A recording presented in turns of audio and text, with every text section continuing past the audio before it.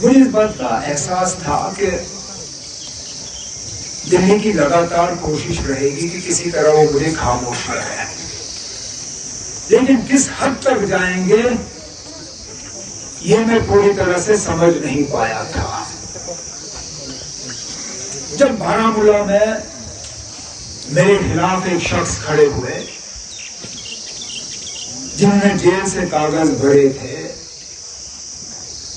जिन्होंने जेल से अपनी आवाज रिकॉर्ड कराई और लोगों तक पहुंचाई, जिन्होंने जज्बात की बुनियाद पे वोट मांगे और मुझे इलेक्शन में हराया, मैंने इसको ज्यादा खतरनाक नहीं समझा।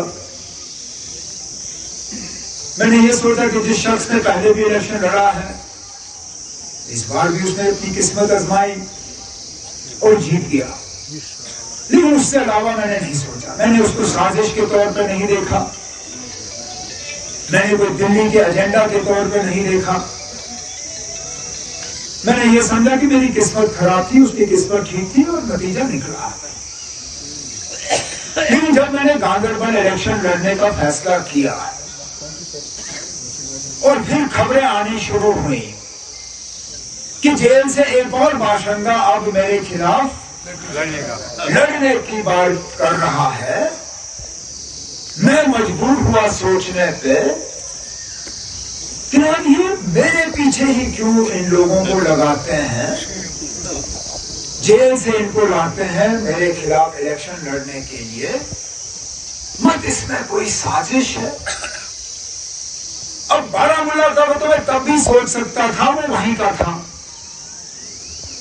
लेकिन इस बार जब गांधरबल को उनको लोकल जेल में कोई नहीं मिला मेरे खिलाफ इलेक्शन में उतारने के लिए, जैन पुरुष शोपियां से लाया। लेकिन चलो, मुझे तब भी थोड़ा सा शक था कि शायद ये खुद ही हो रहा है, लेकिन मैंने अपने 2-3 साथियों से मशवरा किया।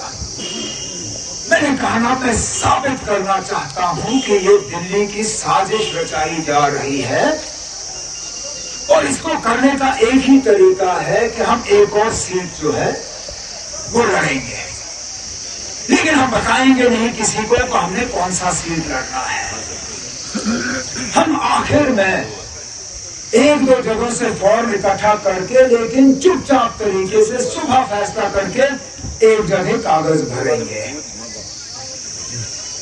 कल साबित हुआ आखिर में कि ये जो हो रहा है, जेल से लोगों को लाके मेरे खिलाफ इलेक्शन लड़वाना, ये कोई मामूली बात नहीं है। नहीं तो मुझे बताइए ना, वो शख्स पहले गांधरबल से कागज भरता है, फिर क्योंकि हमने पहले ऐलान नहीं किया कि मेरा दूसरा सीट कौन सा होगा, इससे पहले मैं एमएलए बीरवा का था, उनको शक था कि मैं बीरवा से कागज भरूंगा। उसने अपने कागज बीरवा से तैयार किए। जब दोपहर को मैंने बड़गाम से अपना दूसरा कागज का हिस्सा भरा, ये लोग फंस गए थे क्योंकि मैंने पहले बीरवा से अपनी तैयारी की थी। अब इससे आपको पता चल जाता है कि जम्मू कश्मीर में और खासकर कश्मीर में किसी और सियासतदान को दिल्ली वाले खामोश करने की कोशिश नहीं कर रहे हैं जितना वो मुझे खामोश करने की कोशिश। क्यों? क्योंकि मैं जब बात करता हूं तो आपके जज्बातों की तर्जुमानी करता हूं, लोगों के मसलों की बात करता हूं, हमारे खोए हुए इज्जत की बात करता हूं। जब मैं अपनी टोपी आपके सामने फैलाता हूं, मैं सिर्फ अपनी टोपी की बात नहीं करता, क्योंकि मुझे इस बात का बेहद एहसास है कि मेरी इज्जत आपकी इज्जत है, आपकी इज्जत मेरी इज्जत है। अगर आपकी इज्जत में कोई कमी आई तो मेरी इज्जत कैसे बढ़ सकती है? मैं जब दिल्ली से लड़ता हूं तो सिर्फ अपने नहीं लड़ता हूं, अपने घर के लिए नहीं लड़ता हूं। हम जो लड़ाई लड़ रहे हैं आज, वो पूरे जम्मू कश्मीर के लिए है और वो इन बीजेपी वालों को पसंद नहीं है। तभी तो एक के बाद एक साजिश रचाई जा रही है। लेकिन ये साजिश जो है ये एक ही बार कामयाब हो सकती है। इस बार मेरा अपने गांदरबल और बिलखसूस आज भाग ब्लॉक के लोगों पे पूरा भरोसा है कि वो सोच समझ के वोट डालेंगे। और मैं इस चीज को छेड़ता नहीं अगर मेरे साथी इसका जिक्र नहीं करते। लेकिन राठौर साहब ने भी जिक्र किया, हमारे बाबा साहब ने शायद इसके बारे में कुछ कहा नहीं कहा, फारूक ने कहा या ग्यास साहब ने कहा, ये जो लोकल नॉन लोकल है। अब खुदारा मुझे बताओ, मेरे दादा मरहूम शेर कश्मीर शेख मोहम्मद अब्दुल्ला यहां से एमएलए, मेरी दादी यहां से मेंबर पार्लियामेंट, मेरे वालिद साहब यहां से पार्लियामेंट भी एमएलए भी। अस्पताल हो चाहे वो हम यहाँ पे नया new Ganderbal hydro electric project का हमने डीपीआर तैयार करवाया। अगर हमारी हुकूमत बनी होती या मैं यहाँ एमएलए होता, हम उसको मंजूरी दे देते। नई एडमिनिस्ट्रेटिव यूनिट्स जो हमने यहाँ पे कायम किए, जो तरक्याती काम हमने यहाँ पे दिए, जो बेरोजगारी को कम करने की हमारी मुकम्मल कोशिश रही। कहने का मतलब मेरा ये है कि मैंने जरूर आपसे वोट लिए, लेकिन मुकम्मल कोशिश की कि इन वोटों का जो मेरे ऊपर आप लोगों ने एहसान किया, मैं उस एहसान को चुकाऊं।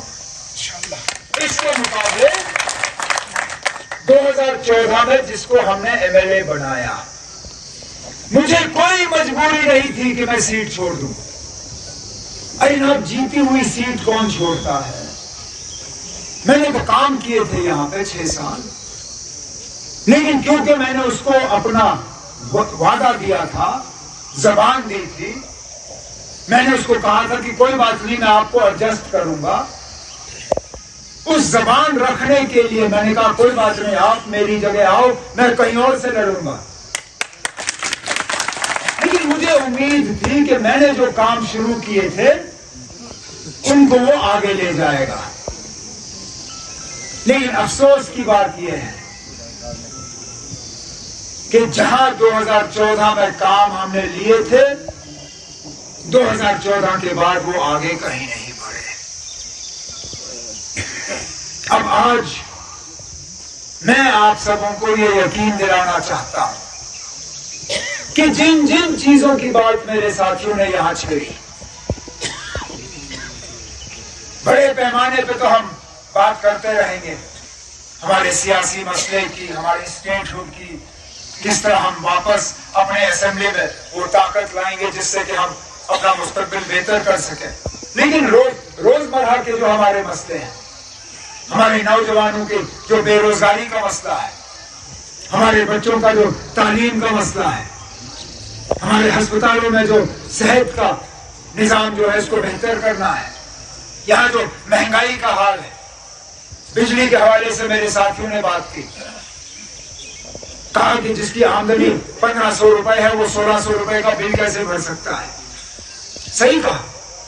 जो राशन का हाल है, जो राशन का स्केल काट के 5 किलो पे उतारा गया, चीनी राशन कार्ड से गायब, मिट्टी का तेल राशन कार्ड से गायब। आज घरों से कहा जा रहा है, खासकर जो शहर के करीब हैं, कि हमने आपको बिजली का मीटर दिया, अब हम आपको पानी का भी मीटर लगा के देंगे। हमने अपने मंशूर में इन सब चीजों का जिक्र किया है।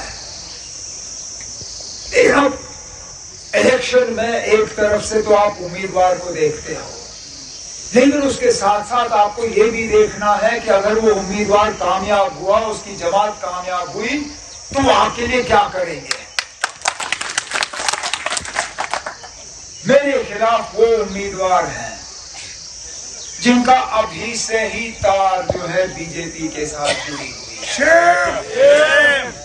अल्लाह गवाह है, क्योंकि ना आप ये जानोगे ही नहीं कि मैं सच बोल रहा हूं या झूठ बोल रहा हूं।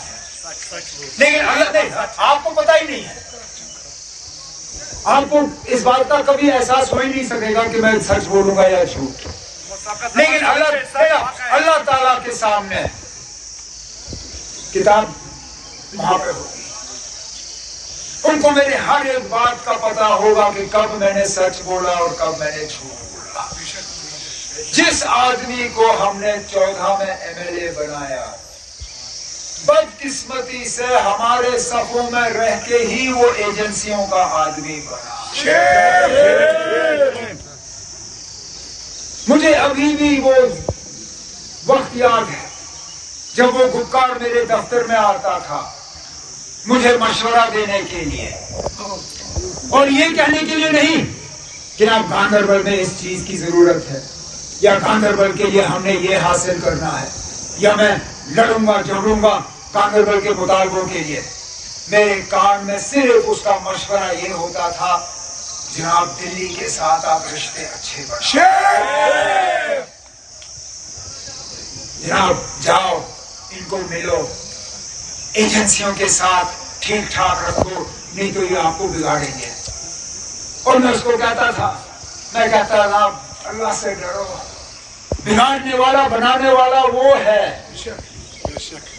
जब तक अल्लाह का साथ है ये एजेंसियां, दिल्ली, मिनिस्टर ये आपका कुछ नहीं बिगाड़ सकते। और अगर लोग आपके साथ नहीं होंगे ये एजेंसियां भी आपके लिए कुछ बना नहीं सकेंगे। काश उस वक्त उसने मशवरा मुझे लोगों की खिदमत का दिया होता, मैं मानता। और इसलिए मैं कह रहा हूं कि आजाद उम्मीदवार को आज जितवाना, फिर तो बेहतर है कि आप बीजेपी को ही वोट दो, क्योंकि होना वही है। यहां पे हम लोग हैं जो बीजेपी को रोकने के लिए जो है एक मोर्चे पे खड़े हैं। और क्यों? क्योंकि हम जम्मू कश्मीर में मुसलमानों का वो हाल होते हुए नहीं देखना चाहते जो बाकी मुल्क में हाल है। जिस तरह हमारे मस्जिदों और दरसगाहों पे बुलडोजर चलाए जा रहे हैं, जिस तरह हमारे मदरसों पे ताले लगाए जा रहे हैं, जिस तरह हमारी माओ बेटियों से कहा जाता है कि अपना हिजाब निकाब उतारो फिर जाओ तालीम हासिल करो, जिस तरह दुकानदारों से कहा जाता है कि दुकान के बाहर अपना नाम लिखो ताकि वहां से गुजरते हुए यात्रियों को पता हो कि मुसलमान के दुकान से हम सामान नहीं खरीदें, हम जम्मू कश्मीर में वो हालत पैदा होते हुए नहीं देखना चाहते। और इसलिए ये इलेक्शन जम्मू कश्मीर के लिए इतना अहम है। मेरी मुकम्मल कोशिश रहेगी